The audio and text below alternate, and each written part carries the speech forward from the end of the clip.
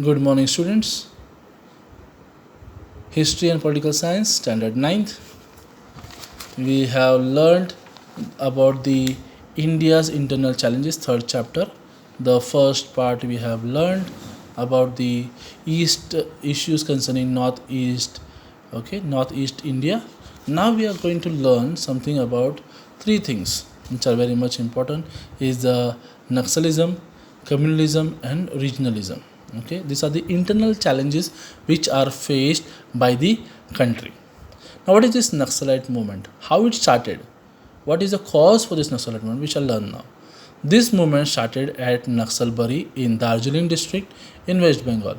The Naxalites organized the small land holding farmers and land laborers and took charge of their lands, put up red flags and declared that area as free territory in 1967. All those movements that took inspiration from this rebellion are called Naxalite movement. Again, I would repeat, the Naxalites organized the small land holding farmers and land laborers and took charge of their lands, put up red flags and declared that area as free territory in 1967. The movement had the objectives of establishing action committees to raise a voice against the exploitation of the farmers by the landlords and confiscate the land of the landlords and distribute it among the tenants. What they were tending to was a noble task, that the landlords were exploiting the farmers and they were taking all the land of the farmers.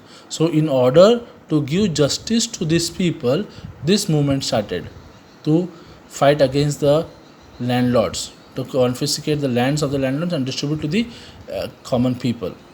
Later, the movement strayed away from its objective. See, what was the objective? Objective was very good, but it strayed away from its objective. It took recourse to terrorism to prevent any government schemes and welfare policies from reaching the common people.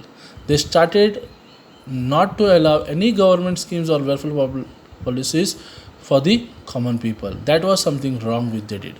The Naxalites started a parallel system by rejecting the democratic system. This made Naxalism a serious challenge to India's internal security.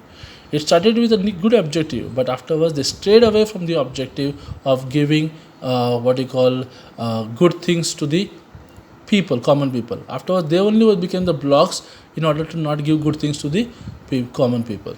The movement was mainly located in West Bengal. Later, the movement spread to East Godavari in Andhra Pradesh, parts of Visakhapatnam, Karimnagar in Telangana, Adilabad, Bastar, Rajnandangao, and Sukma in Chhattisgarh, Gadchiroli, Bhandara, and parts of Chandrapur in Maharashtra, Balaghat and Mandala in Madhya Pradesh, and Koraput in Odisha.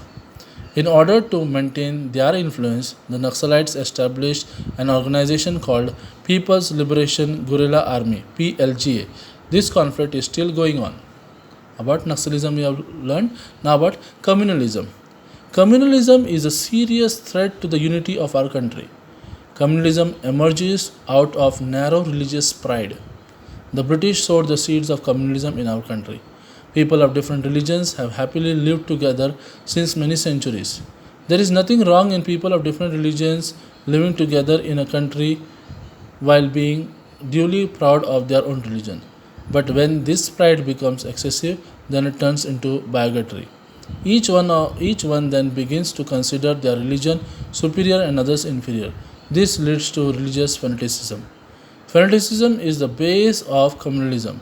It makes one oblivious of national interest. People of different religions don't trust each other. They become suspicious of each other. Compatriots following different religions are looked at as enemies.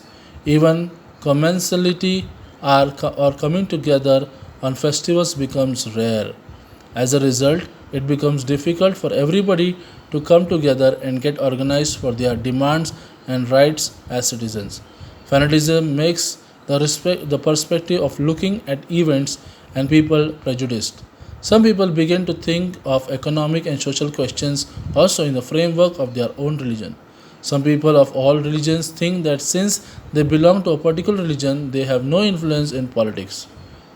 They begin to believe that they are being treated unjustly. They hold the idea that government is partial against their religion.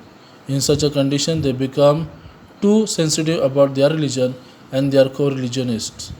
If anybody speaks about the people of their religion or insults the religious symbols knowingly or unknowingly, riots break out because of this kind of thinking. Hundreds of innocent people are killed. Public property worth crores of rupees is damaged. Public peace is destroyed. Due to the bitter memories of the riots, people are estranged from each other and mutual trust receives a setback. Trust between people is the basis of coexistence. If trust breaks, social unity receives a blow. How can national unity be achieved without social unity? Hence, it is necessary that we all counter this religious communalism with all our strength. For this, we should mix with people of different religions. We should accept the good practices and ideas of each other. We should be able to look at and understand our economic and social problems rationally. We should not mix these questions with religion. We should search for the economic, political, or historical reasons that are responsible for disturbing religious harmony. This is the only way to put an end to communalism and strengthen national unity. Communalism is the thing where people do not respect each other's religion, only give importance to their religion. Actually, communalism, where everyone is supposed to come together and all the religions speak about good, nothing about bad. But when communalism mixes up with politics, this is the biggest problem. Okay, our religion, your religion is good, others religion also is good, my religion is good, other religion also is good. That should be our this one. When we respect our God, we need to respect others God too. This is what communalism is, because all the religion speaks about love. It is we who spread about hatred everywhere. Let us not blame others. Let us blame ourselves for spreading out hatred for others. If we want, we can spread love, not hatred. Regionalism. Regionalism means having excessive pride about one's region. It is one thing to introduce oneself as a Bengali or a Marathi person. But if I think that because I am a Bengali or a Marathi, I am superior to others from other provinces, it can be termed as excessive regional pride. The love for one's province turns morbid due to this kind of an excessive regional pride. It is natural to feel love for one's province, but it should not become abnormal. Regionalism thrives on regional imbalance in development. In the post independence period, some states achieved more progress while some states remained backward. For example, states like Maharashtra, Gujarat, Punjab, Tamil Nadu developed economically and industrially, whereas states like Odisha, Bihar, Assam remained undeveloped economically and industrially. Economic development and reforms are the foundation of progress. As a result, the states that develop economically can also achieve progress in other areas like education, health, and culture. The states which have not developed in this manner remain backward in education and civic amenities. The opportunities of development available to people in developed states are not possible for people in backward states. They are harassed by problems of education, backwardness, unemployment, poverty, etc. They begin to think that they are being cheated. They are being kept away from the benefits of development. Because of this, the understanding between states is broken. This in turn has a negative impact on national unity. The economic imbalance that has endangered this understanding needs to be set right. Our government makes efforts in that direction. Regionalism can affect developed as well as undeveloped states.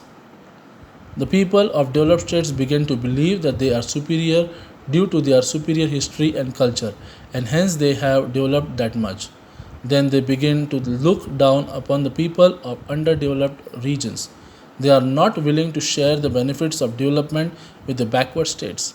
On the other hand, the people from backward areas need to arouse their regional identity to organize themselves. For this, they try to unnecessarily glorify local traditions and culture to prove their uniqueness.